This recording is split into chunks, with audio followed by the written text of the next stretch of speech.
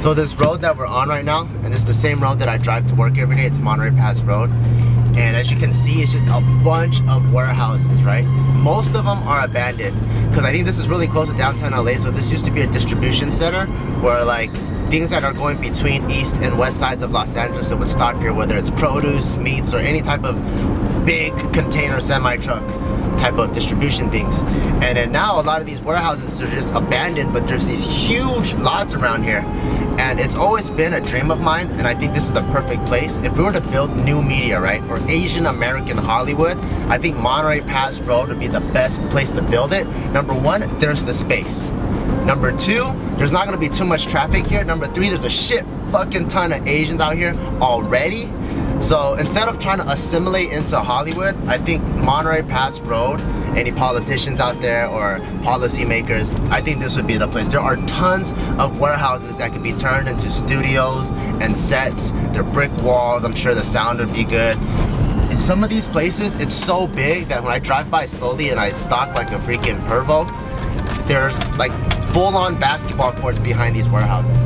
Like these warehouses literally could be the next Paramount or Universal or whatever, and it'd be cool if we can see like Just Kidding Films blow up big enough one day where we occupy one of those warehouses. We invite our friends Wong Fu to come over. David So has his own studio, and we just build like this entire street that's just all new media and Asian American media. And that way, when Hollywood wants to do projects with us, they come banging at our doors instead of us crawling to them on our knees.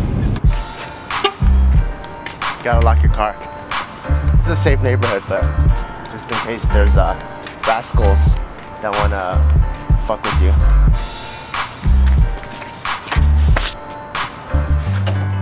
Hey, what's up, Jamie?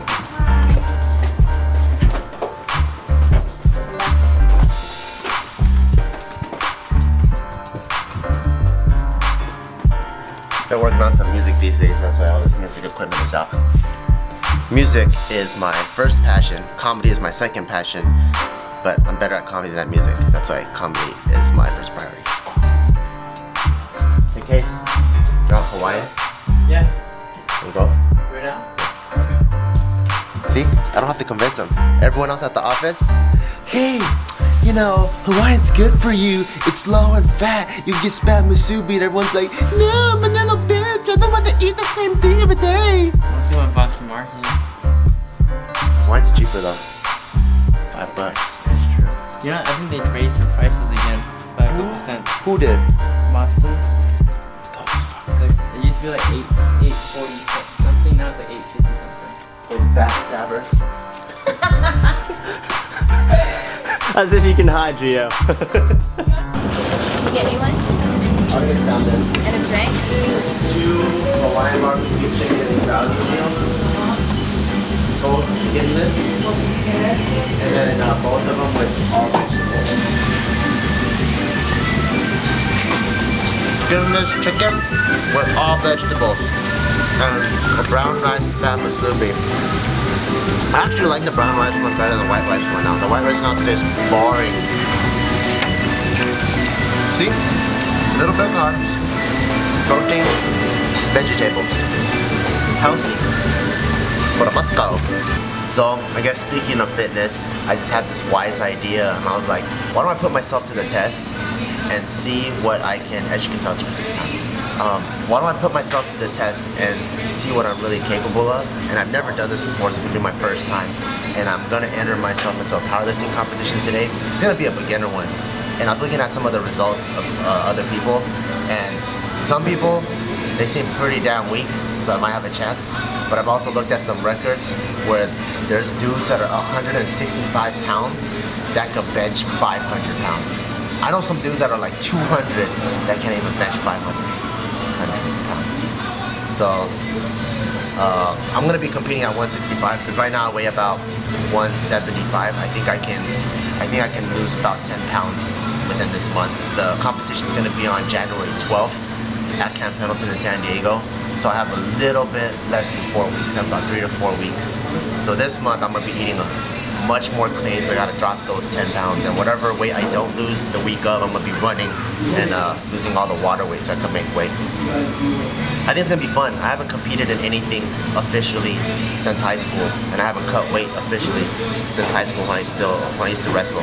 So I think this is gonna be fun. Even if I lose, I think it's gonna be fun because it's just good to compete and just to like see what you're made of every now and then, you know?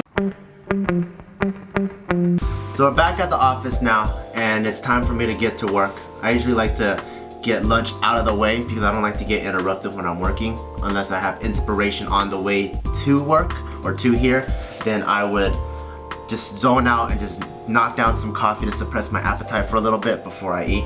But now that I already ate lunch, it's time for me to get some work done.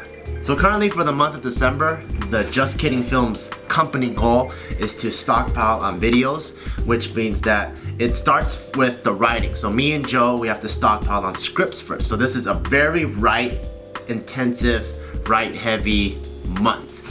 And so pretty much I'm not doing too much else except for writing this month. So what I like to do is when I first start off writing, I look at some of the ideas that I got throughout my normal life that I write down that I think are funny. So I have, see on my notes, I have skit ideas right here. I click skit ideas, and then there'll be just random ideas just throughout my life, whether I'm walking the dogs, driving to the gym, or doing whatever, buying groceries or hanging out with friends. When something funny happens, I try to remember it and I write it down because I could use it for inspiration for a script later.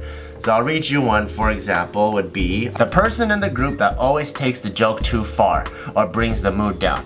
So I probably got that while I was hanging out with some friends, and then everyone was joking and like, and then the frog jumped over the mushroom, and someone was like, oh yeah, and then the armadillo crawled underneath the car, and then someone was probably like, and then when my dad fucked me in the ass when I was a kid, I didn't really like it, but it was my dad, what was I gonna say, right? And then it's just everyone is quiet, and then I think I was like, awkward.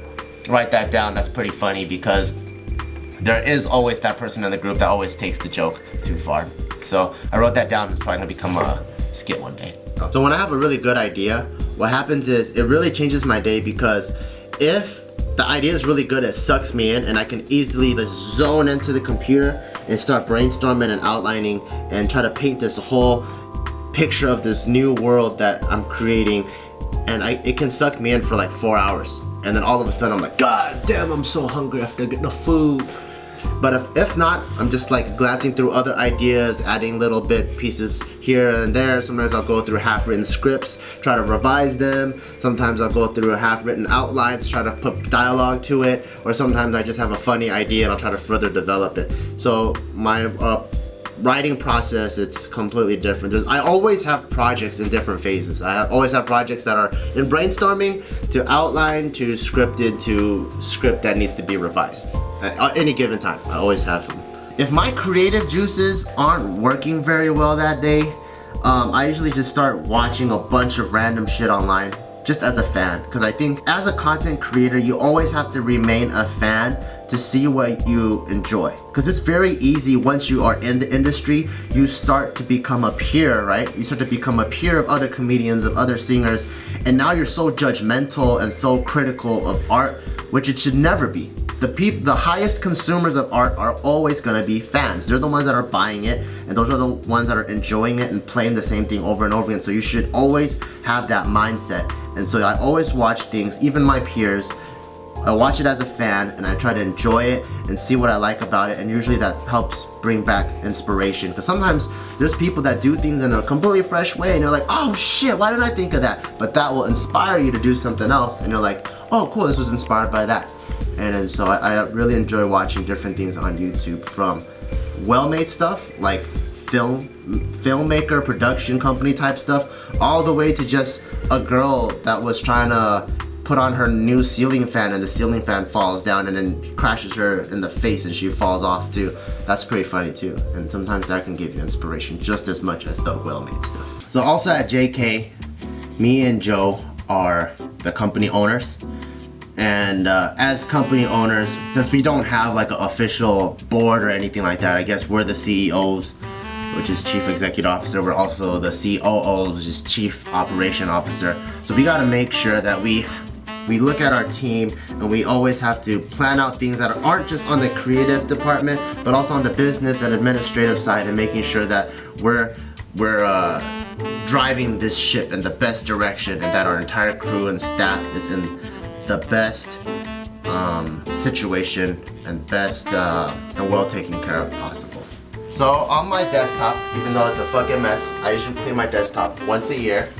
One thing I do daily is check the JK Gmail, because we have a lot of business stuff. See, Just Kidding Films Gmail. We get a bunch of stuff that comes in, whether business inquiries or spam from